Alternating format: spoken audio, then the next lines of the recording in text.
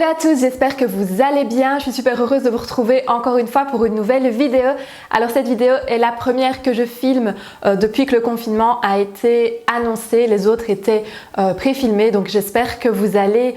toutes et tous très bien. Prenez vraiment bien soin de vous et surtout, on ne le répétera jamais assez, mais restez à la maison, c'est vraiment très important. Mais malgré tout ça, je suis super heureuse de pouvoir partager avec vous une nouvelle vidéo. Donc j'ai posé la question sur Instagram de savoir un petit peu ce que vous aviez envie de voir du coup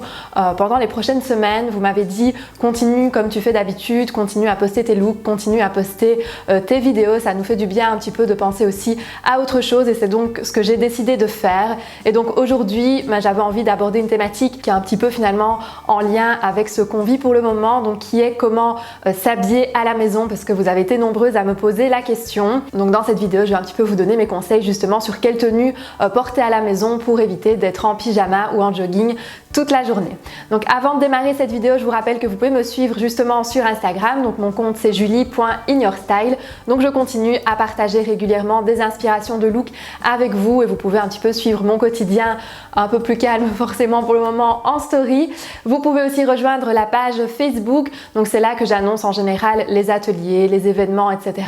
Donc ça forcément c'est un petit peu retardé pour le moment, mais voilà, c'est là en tout cas que vous pouvez suivre un petit peu toutes les actus et donc vous pouvez me suivre sur les réseaux avec plaisir. Donc on démarre tout de suite cette vidéo. Donc on est beaucoup dans le cas à devoir rester à la maison et d'ailleurs j'en profite pour souhaiter tout mon courage à toutes les personnes qui sont obligées de continuer à travailler à l'heure d'aujourd'hui. Et donc pour les personnes qui sont obligées de rester à la maison, on a tendance parfois aussi à s'enfermer un petit peu dans une certaine zone de confort, à tourner un petit peu entre le jogging et le pyjama et finalement on se rend compte que c'est pas spécialement comme ça qu'on se sent le mieux. Mais attention bien sûr, on peut tout à fait se sentir très bien en jogging, très bien en pyjama, mais c'est vrai qu'au bout de quelques jours on a envie aussi de pouvoir s'apprêter un minimum et de se sentir bien aussi dans ses vêtements pour se sentir peut-être aussi un petit peu plus productif, parce que forcément quand on s'habille, quand on se prépare comme si rien finalement n'avait changé, on se sent aussi un petit peu plus productif et on a l'impression aussi de pouvoir d'avoir finalement plus d'énergie pour faire les choses qu'on a à faire sur la journée. Donc déjà mon mot d'ordre c'est vraiment de se sentir bien dans ses vêtements, de se sentir aussi en accord avec ses vêtements et ses activités, parce que forcément il y en a qui se retrouvent du coup un petit peu au chômage technique, il y en a qui doivent continuer à travailler en télétravail, il y en a qui doivent aussi s'occuper des enfants, faire un peu l'école finalement à la maison. Donc l'idéal aussi c'est de choisir une tenue qui correspond à votre activité du jour et à ce que vous allez pouvoir faire aussi sur la journée. Ce qui est important aussi je pense, c'est vraiment de bien scinder la différence entre les moments de la journée. Donc avoir une tenue du jour, même si elle est confortable, même si c'est un jogging, mais avoir une tenue du jour et avoir son pyjama, sa tenue pour le soir. Ça je pense que c'est important aussi pour vraiment conserver finalement un rythme et pour pouvoir aussi de nouveau être plus proactif pendant la journée. Donc pour choisir votre tenue, deux possibilités. Soit vous avez envie de continuer à vous habiller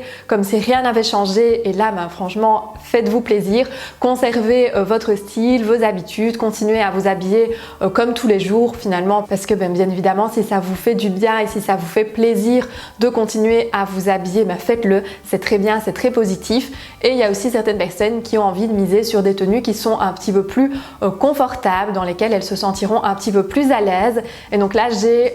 sélectionné quelques idées de tenues que vous pourriez porter facilement justement si vous avez envie d'un look un petit peu plus confortable. Donc si on a envie d'être confortable, si on a envie vraiment de miser davantage sur le confort, on va plutôt privilégier tout ce qui est matière confortable, donc des matières dans lesquelles on se sent bien, le coton, le lin, la soie, les matières suites, donc vraiment tout ce qui va nous donner cette impression de confort, ces matières qui sont finalement un peu plus fluides, un petit peu plus souples et donc forcément plus confortables. Et on va aussi miser sur des coupes qui sont confortables. Ce sont des coupes qui sont simplement un peu moins près du corps, un peu moins cintrées, un petit peu plus fluides et un petit peu plus oversize. Donc la première chose, la première pièce que vous pouvez bien évidemment porter, c'est le jogging. Donc le jogging, à ce moment-là, moi je vous conseille, on fait maintenant de très beaux jogging dans différents, vous pouvez retrouver ça dans différents magasins, différents e-shops, mais vous avez certainement quelque chose qui peut convenir à la maison. Donc un jogging qui est assez chouette, assez sympa. Si on veut éviter de tomber dans le cliché cliché du jogging un peu trop confortable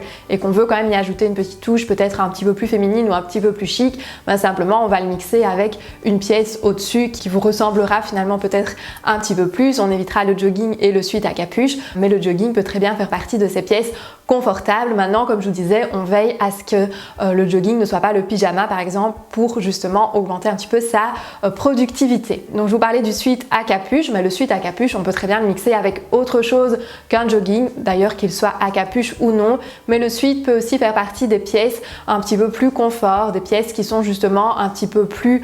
casual et qu'on peut porter très facilement pendant ces périodes, pendant les périodes où on est à la maison en étant quand même bien évidemment habillé. Une autre pièce qui est très sympa aussi à utiliser et qui est très confortable, c'est la combinaison. Donc la combinaison en général, on est toujours sur des matières qui sont assez souples, assez fluides, sauf bien évidemment si on est sur une combinaison assez chic ou assez sophistiquée, mais ici c'est pas spécialement le but, mais vraiment ici la combinaison qui sera vraiment très chill, très détente et dans laquelle on se sent bien et avec laquelle on sera du coup habillé, où on n'aura pas justement ce sentiment d'être resté en pyjama parce qu'on aura enfilé quelque chose. Et la combinaison c'est très facile parce que finalement on n'a besoin que d'une seule pièce pour composer son look, pour composer sa tenue, c'est la combinaison, et donc là c'est quelque chose de très facile à adopter et de très confortable. Un petit peu dans le même esprit, il y a aussi la robe, donc que ce soit la robe pull pour les jours où il fait un petit peu plus froid, donc vraiment la robe un petit peu doudou dans laquelle on aimera bien de se blottir entre guillemets, ou alors quand les températures le permettront, on peut aussi très bien adopter la robe un peu plus estivale, un petit peu plus printanière, qu'elle soit longue ou qu'elle soit courte, manches longues pourquoi pas pour le début de la saison, et au fur et à mesure on peut bien évidemment aussi partir vers le manche courte, mais la robe c'est un petit peu pareil que la combinaison, c'est quelque chose de très facile à adopter pour lequel on n'a pas spécialement besoin de beaucoup réfléchir. On enfile une petite robe le matin, on est habillé et de nouveau on reste sur quelque chose de confortable et en même temps d'un petit peu plus féminin, et ça fait du bien aussi au moral. Une autre pièce qui peut être très intéressante aussi pour composer ces looks pour rester à la maison, c'est le jeans, mais ici de nouveau on choisira un jeans confortable, donc un jeans mum, un baggy, un slouchy, donc vraiment dans l'optique ici de rester sur quelque chose dans lequel on se sent bien, pas quelque chose dans lequel on est serré, dans lequel on se sent étriqué, non vraiment un jeans dans lequel vous êtes à l'aise, dans lequel vous êtes bien, et le jeans c'est quelque chose qui est à la fois décontracté, qui est confortable et qu'on peut mixer avec plein de choses. On peut par exemple le mixer avec le sweat à capuche que je vous présentais juste avant, ou encore avec la chemise fluide, ça c'est ma dernière pièce justement,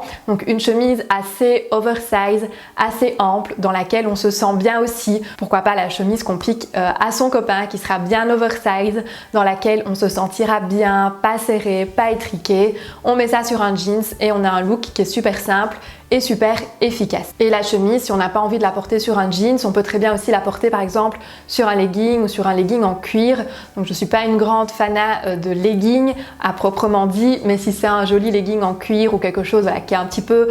sympa visuellement et qui en même temps est confortable, c'est quand même de toute façon pour rester à la maison, et ça nous permet d'avoir vraiment le sentiment d'être habillé et d'avoir fait ce petit effort supplémentaire. Et alors je vous rassure, ça ne sert à rien de culpabiliser s'il y a des jours où on n'a pas envie de s'habiller, où on n'a pas envie de s'apprêter, c'est pas grave, on a le droit aussi d'alterner les jours où on a envie de s'habiller et les jours où on n'a pas envie, c'est tout à fait humain, c'est tout à fait normal. Pensez aussi que ça peut faire du bien aussi de ne pas se maquiller par exemple tous les jours, ça permet de faire des jours no make-up et de pouvoir un petit peu laisser libérer sa peau, donc ça permet aussi de pouvoir prendre soin de soi d'une certaine manière, donc pas de pression non plus, suivez aussi vos envies, suivez votre style, suivez aussi comment vous vous sentez en fonction de la journée et de votre humeur du jour, mais sachez que forcément les jours où on s'habille, les jours où on se prépare, on est plus motivé, on a aussi, ça nous donne